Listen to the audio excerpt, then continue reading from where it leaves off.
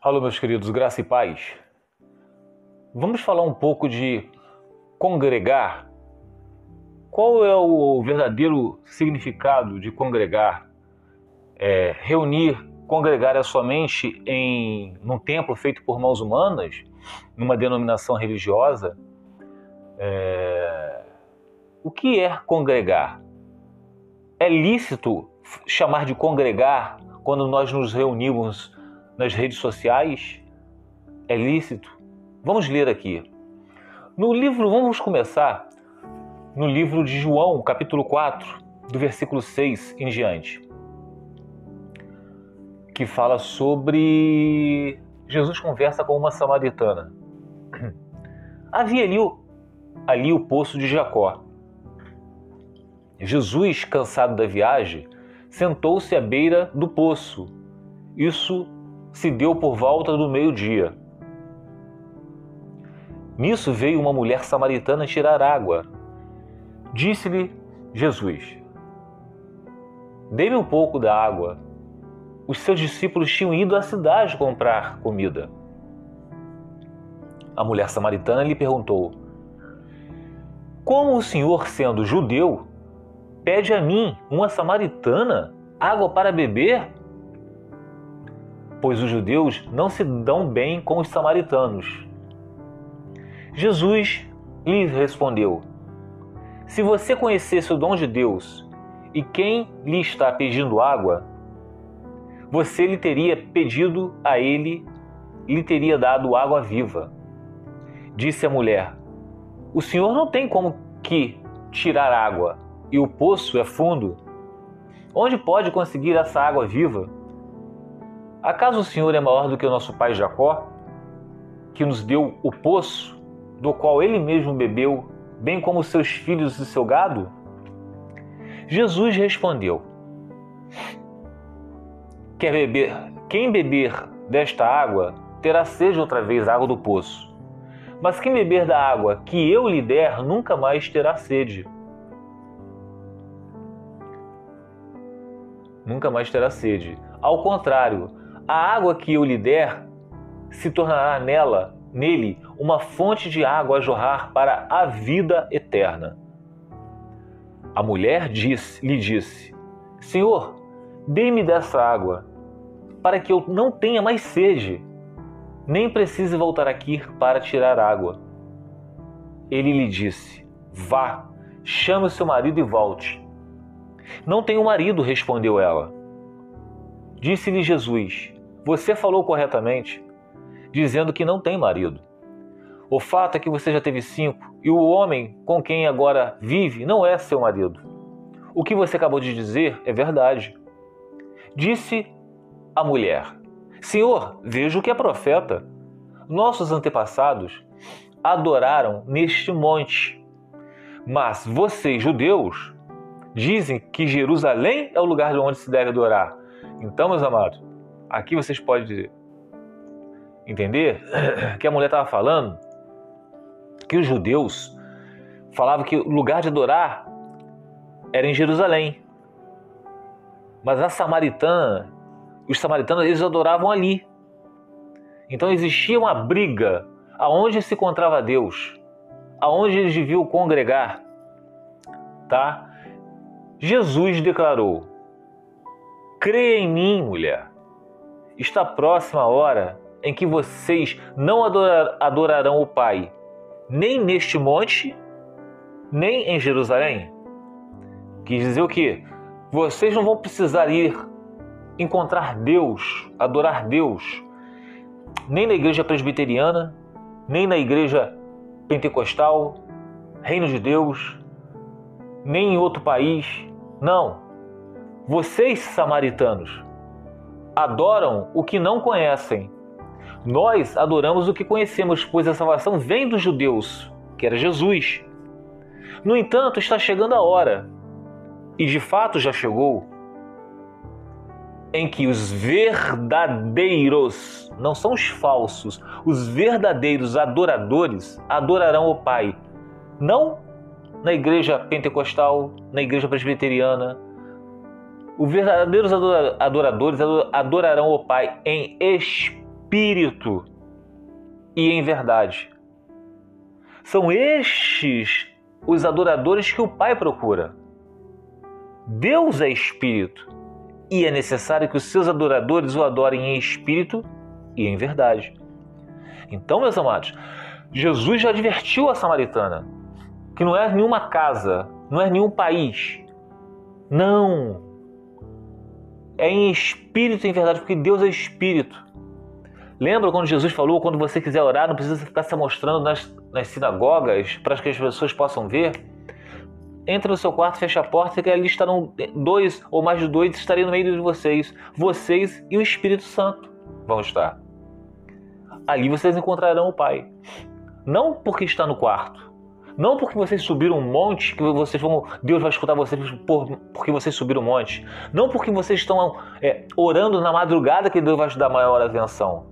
Não. Busque Deus em espírito e em verdade. Vocês encontrarão Ele. Porque o Espírito Santo habita em vocês. Então, vamos agora para Hebreus capítulo 10. Hebreus capítulo 10 fala sobre o sacrifício de Cristo é definitivo. Pulando aqui, que eu não vou ler ele todo para não ficar grande, no versículo 16 em diante diz assim: porque aqui estava falando que os judeus eles iam aos templos, eles sacrificavam animais, mas esses sacrifícios eram repetidos ano após ano para expiação dos pecados deles. Mas aqueles sangues de bodes e carneiros, eles não perdoavam o pecado. Era algo momentâneo. Porque o único sacrifício seria o sangue do Cordeiro, que é Jesus Cristo. Esse sim. Então, a partir do versículo 16 diz assim: esta é a aliança que farei com eles depois daqueles dias, diz o Senhor. Porei as minhas leis em seu coração e escreverei em sua mente. E acrescenta: dos seus pecados e iniquidades não me lembrarei mais. Onde esses pecados foram perdoados, não há mais necessidade de sacrifício por eles. Não há mais necessidade, quando o único sacrifício, quando você crê em Jesus Cristo, não precisa sacrificar Jesus Cristo de novo. Ah, pequei ontem. Ah, tem que sacrificar Jesus de novo. Isso eram os judeus que faziam com sangue de bodes e carneiros, que não expiava pecado. Mas é somente com um único sacrifício, que é o sangue do Cordeiro, que é Jesus Cristo. Perdoou todos os pecados. Ah, então quer dizer que a gente pode pecar à vontade, que já está pago. Meus amados, quem é de Cristo não vai pecar intencionalmente. Quem tem o Espírito Santo, quando você peca, porque todo mundo peca, você se arrepende. Porque é o único sacrifício, não precisa sacrificar Cristo outra vez não. E continuando aqui, fala só, um apelo à perseverança. Portanto, irmãos, temos plena confiança para entrar no Santo dos Santos, pelo sangue de Jesus. Porque antigamente, os sacerdotes, para entrar no Santo dos Santos, o sumo sacerdote, ele tinha que matar um animal para expiação do pecado dele, que era exterior, para que ele, quando entrasse no Santo dos Santos, ele não fosse fulminado. Aí sim ele poderia entrar. Mas com o sangue de Jesus é o único sacrifício. Portanto, irmãos, temos plena confiança para entrar no Santo dos Santos pelo sangue de Jesus, por um novo e vivo caminho que Ele nos abriu por meio do véu, isto é, do seu corpo. O véu foi rompido quando Jesus foi crucificado. Então rompeu-se o véu. Temos, pois, um grande sacerdote sobre a casa de Deus. Sendo assim, aproximemo-nos de Deus com um coração sincero e com plena convicção de fé, tendo os corações aspergidos para nos purificar de uma consciência culpada e tendo os nossos corpos lavados com a água pura. Apeguemo-nos com firmeza à esperança que professamos. Olha só essa parte. Apeguemo-nos com firmeza à esperança que professamos, pois aquele que prometeu é fiel.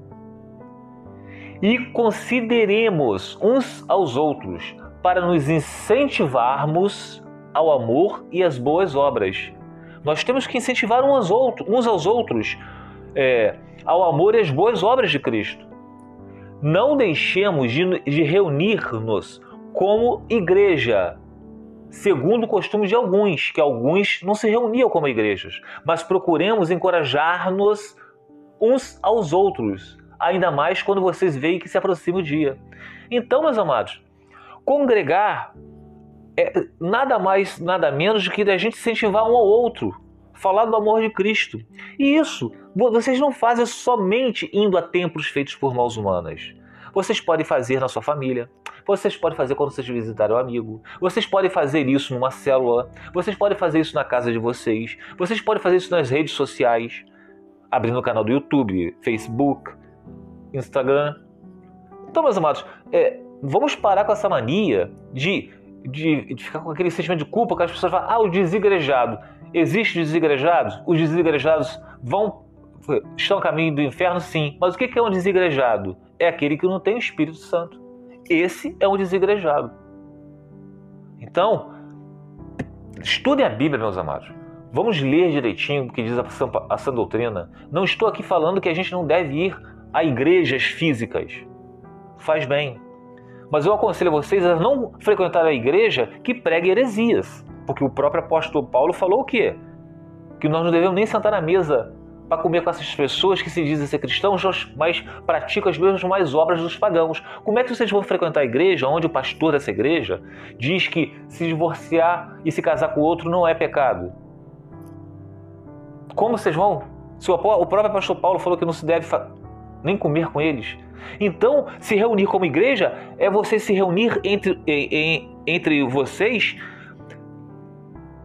lendo a palavra do Senhor e estar de acordo um com o outro, encorajando um ao outro. Encorajando o quê? A se casar com o outro depois do divórcio? Não. Encorajarmos uns aos outros e ensinando que só podemos nos casar com uma outra pessoa depois do divórcio na morte do cônjuge. Se ele não morreu, mesmo que vocês estejam divorciados, se vocês se casarem com outro, vocês vão estar em adultério. Então, é isso que diz, e consideremos uns aos outros para nos incentivarmos ao amor e às boas obras. Se divorciar e casar com outro são boas obras? Não, são heresias. Então vocês nunca devem se congregar com pessoas que professam esse tipo de ensinamento.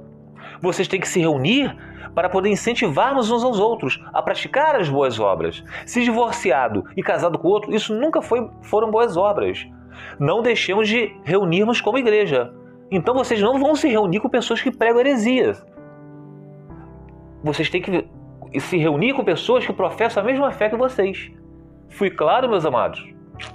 Fiquem os irmãos na paz do Senhor Jesus.